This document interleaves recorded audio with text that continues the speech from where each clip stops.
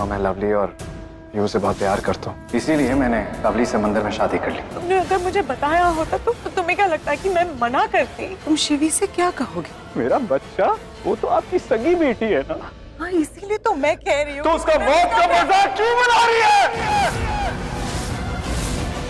तो दोस्तों, सीरियल बड़े अच्छे लगते 2 में राम ने अब नंदिनी कपूर और वेदिका का गेम ओवर कर दिया है। जी हाँ दोस्तों, जैसा कि हमने देखा ही है कि प्रिया ने राम के साथ गेम खेलकर उनके मुंह से सब कुछ उगलवा लिया है कि राम को सब कुछ याद आ चुका है और इस बात से सभी लोग बहुत खुश हैं, लेकिन राम से नाराज भी हैं कि राम ने ये बात हमसे छुपाई। लेकिन राम इस बात के लिए सबसे सॉरी बोलता है कि मैंने प्रिया को प्रोटेक्ट करने के लिए झूठ बोला था। जिसके बाद राम प्रिया से शादी करके प्रिया को घर ले आता है, लेकिन नंदिनी कपूर से यही कहता है कि मैंने लवली से शादी कर ली ताकि नंदिनी कपूर को पता न लग सके कि राम को सब कुछ याद आ चुका है और उसने प्रिया से ही शादी की है। लेकिन जब नंदिनी कपूर राम से कहती है कि तुमने एक बार भी मुझसे पूछना जरूरी नहीं समझा, और जब ये बात शिवी को पता चलेगी तो उसे कैसा लगेगा कि भाई ने मुझे अपनी शादी तक में नहीं पूछा। और ये सब सुन राम से फिर रहा नहीं जाता, इसलिए वो नंदिनी कपूर को कह देता है कि शिवी तुम्हारी सगी बेटी है और तुम उसकी मौत का मजाक क्यों बना रही हो। और राम के मुंह से ये सब सुन नंदिनी कपूर और वेदिका के पैरों तले जमीन खिसक जाती है कि राम को तो सब कुछ याद आ चुका है और अब तो राम हमें जेल में भिजवा कर ही रहेगा, क्योंकि हमने राम के साथ बहुत ज्यादा गलत किया है और राम उसे कभी नहीं भूलेगा।